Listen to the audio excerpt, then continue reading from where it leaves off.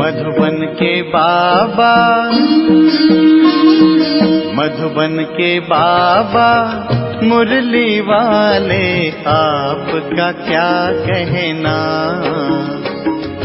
आपका क्या कहना। ओम शांति।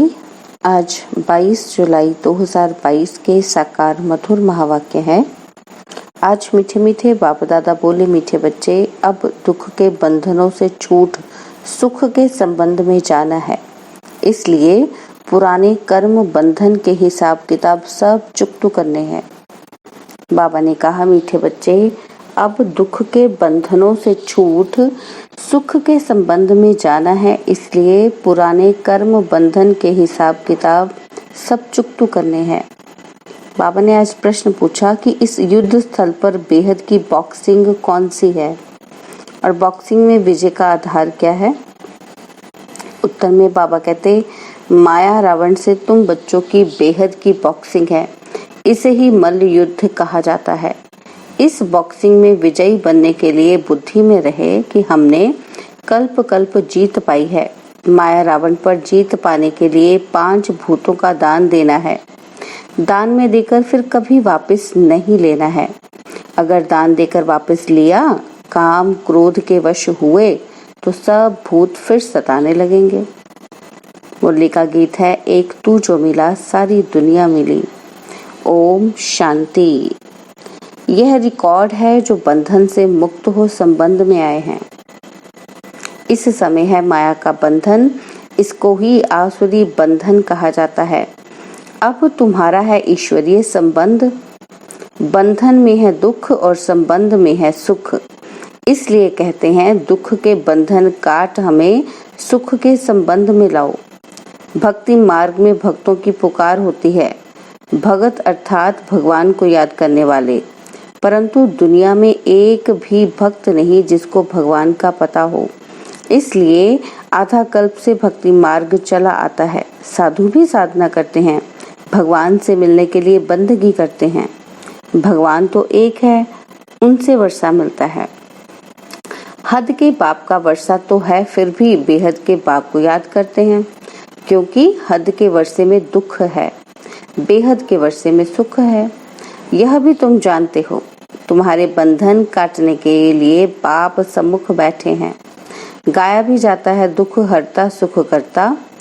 दुख हरता शांति करता नहीं कहेंगे। सभी शांति में चले जाएं फिर तो सृष्टि ही न रहे। इसलिए दुख हरता सुख करता कहा जाता है। सबको सुख देते हैं, मुक्ति पाते हैं जीवन मुक्ति पाने के लिए। सिर्फ मुक्ति कहें वो फिर मोक्ष हो जाए। मुक्ति के साथ जीवन मुक्ति जरूर है। जीवन मुक्ति है सुख का संबंध, जबकि आत्माएं सतो प्रधान है। यहाँ तुम आए हो दुख के बंधन से छूटने के लिए, दूसरी तरफ सुख के संबंध में जुटते जा रहे हो। कर्म बंधन का हिसाब किताब चुकतू करना पड़ता है। नई दुनिया में दुख है नहीं। पहले पहले है सुख का संबंध, बाद में फिर दुख का बंधन शुरू होता है। सुख दुख सब खेल के लिए हैं। तुम बहुत सुख तो बहुत दुख भी देखते हो। वह थोड़ा दुख तो थोड़ा सुख देखते हैं। भारत जो हेवन सॉल्वेंट था, अब हेल इंसॉल्वेंट है। सबसे नया था, अभी सबसे पुराना है। बहुत दुख देखे हैं, अभी भी बहुत दुख हैं। इन दुखों से छुड़ाने के लिए ही बाप को पुकारते हैं। उनको पिया कहा जाता है। वह हद के पिया को पुकारते हैं। अब तुम समझते हो उनको दुख है, तब तो पुकारते हैं।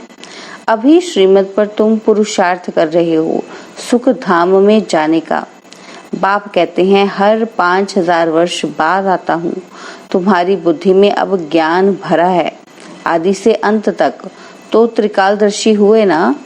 तुम तीनों लोगों को जानते हो। मूल वतन में हम आत्माएं शांति में रहती हैं। हम असल में उस निर्वाण धाम के वासी हैं। फिर प्रवृत्ति धर्म में आने से इन ऑर्गन्स द्वारा पाठ बजाते हैं। तुम सुख और दुख का पाठ बजाते हो आदि से अंत तक। तुम ऑलराउंडर हो। तुम ही 84 जन्म लेते हो। तुमको अब रोशनी मिली है। 84 लाख जन्म तो हो ना सके। मनुष्य 84 जन्म लेते हैं। बाकी वैरायटी योनियां तो ढेर है, गिनती करने वाला तो कोई नहीं है। ऐसे ही धुक्का लगा देते हैं। अभी तुम जानते हो कौन 84 जन्म कैसे लेते हैं। सिख लोग व आर्य समाजी बौद्धि आदि 84 जन्म नहीं लेंगे। तुम बाप को जानते हो, इसलिए कहते हो गीता का भगवान कौन? ज्ञान सागर, पतित पावन, हेवनली गॉड फादर या सर्वगुण संपन्न हेवन का पहला प्रिंस श्री कृष्ण? यह पहेली तो बहुत सहज है, इसलिए बाबा ऐसी ऐसी पहेलियां छिपवा रहे हैं। तो मनुष्यों की बुद्धि में बैठे तो जज करो कि गीता का भगवान कौन? हेवनली गॉड फादर है, हेवन स्थापन करने वाला। पतितों को पावन बनाने में कितना टाइम लगता है। मुख्य बात है पवित्र रहने की। एक से बुद्धि लगाना है, घर बार छोड़ना नहीं है। वह तो हद के सन्यास ही छोड़ते हैं, तुम्हारा है बेहद का सन्यास।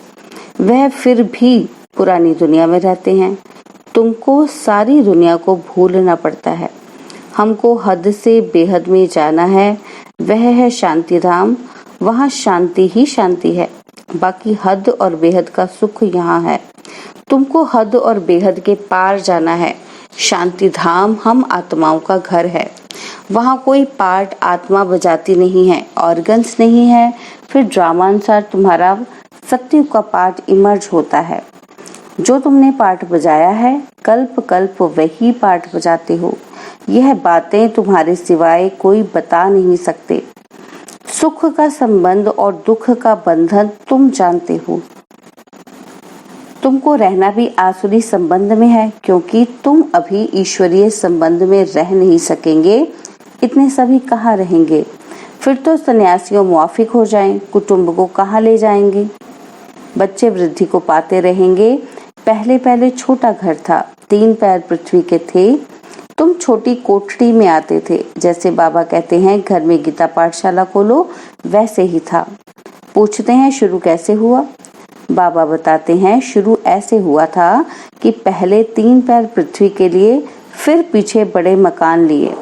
बच्चे भी बहुत आ गए, भट्टी बनी, मोटरें, बसें आदि भी रखी। इसलिए बाबा बच्चों को कहते हैं 3 पैर पृथ्वी लेकर पाठशाला खोलो, फिर तो तुम सारे विश्व का मालिक बनते हो।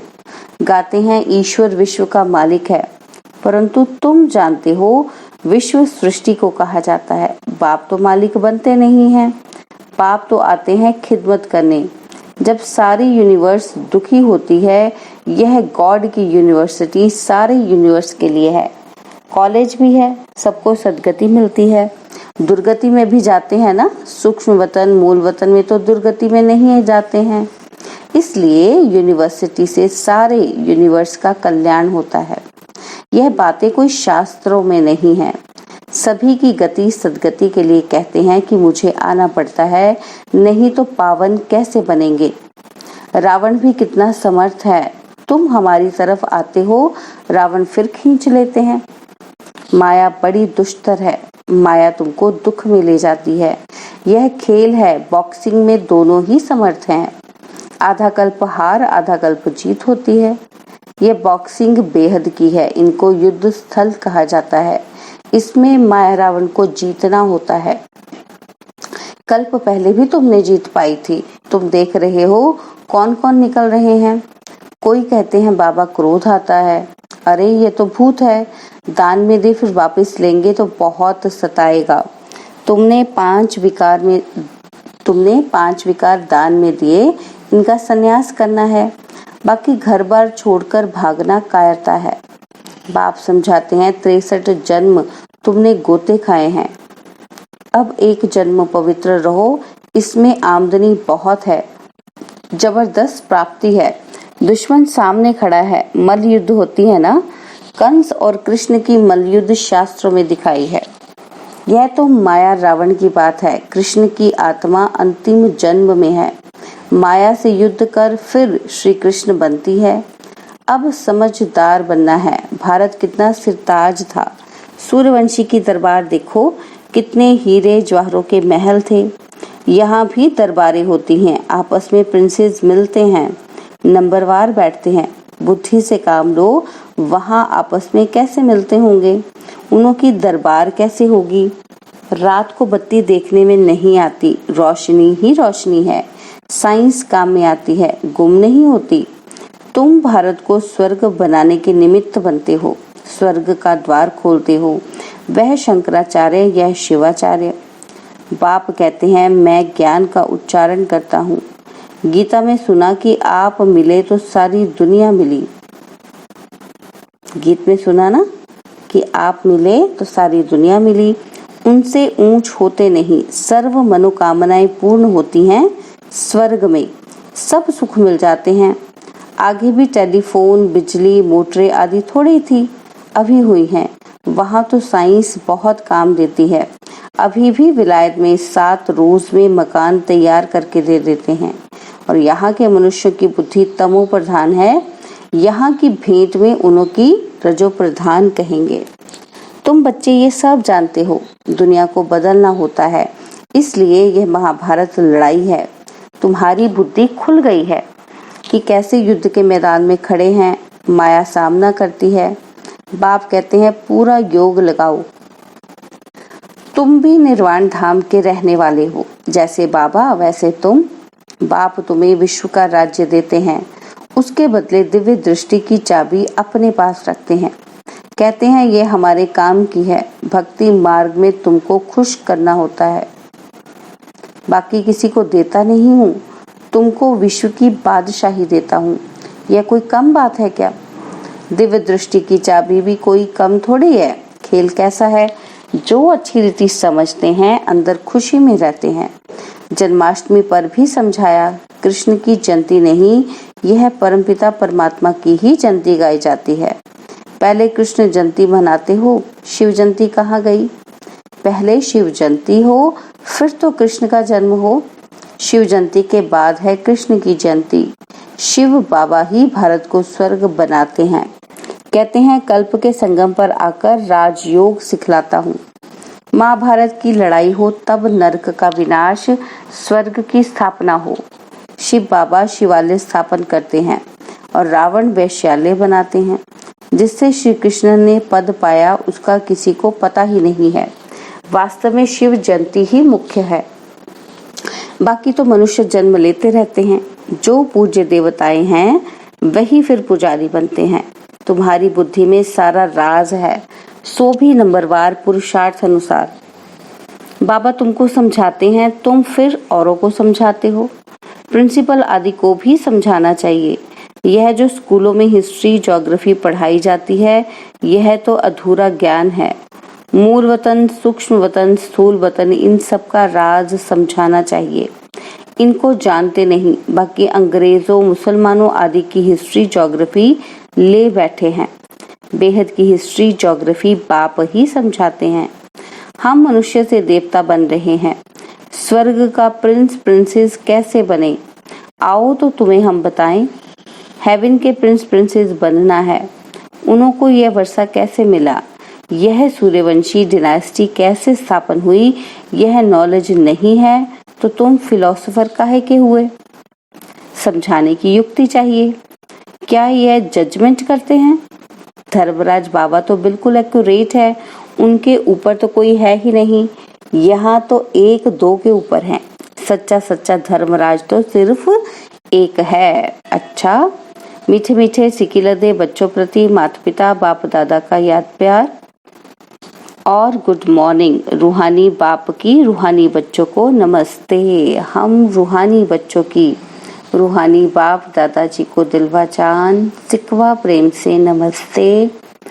ओम शांति। प्यारे बाबा, मीठे बाबा, मेरे बाबा, शुक्रिया बाबा, शुक्रिया बाबा, शुक्रिया बाबा। धारणा के लिए मुख्य सार है। पहला पॉइंट है बुद्धि को हद और बेहद से पार अपने शांति धाम में ले जाना है। दुख के बंधनों से छूटने के लिए ईश्वरीय संबंध में रहना है। सेकंड पॉइंट है सारे विश्व की खिदमत करने के लिए 3 पैर पृथ्वी पर रूहानी यूनिवर्सिटी खोलनी है। बेहद की हिस्ट्री, ज्योग्राफी पढ़नी और पढ़ानी है। बाबा ने वरदान दिया, तपस्या द्वारा सर्व कमजोरियों को भस्म करने वाले 1 नंबर के राज्य अधिकारी भव। तपस्या द्वारा सर्व कमजोरियों को भस्म करने वाले फर्स्ट नंबर के राज्य अधिकारी भव। फर्स्ट जन्म में फर्स्ट नंबर की आत्माओं के साथ राज्य अधिकार प्राप्त करना है तो जो भी कमजोरियां हैं उन्हें तपस्या की योग अग्नि में भस्म करो। मन बुद्धि को एकाग्र करना अर्थात एक ही संकल्प में रह फुल पास होना। अगर मन बुद्धि जरा भी विचलित हो तो दृढ़ता से एकाग्र करो। व्यर्थ संकल्पों की समाप्ति ही संपूर्णता को समीप लाएगी। स्लोगन है, समय को गिनती करने वाले नहीं लेकिन बाप के व स्वयं के गुणों की गिनती कर संपन्न बनो। समय को गिनती करने वाले नहीं लेकिन बाप के व स्वयं के गुणों की गिनती कर संपन्न बनो। ओम शांति। और अब यह एक बहुत अच्छी वीडियो भी जरूर देखें।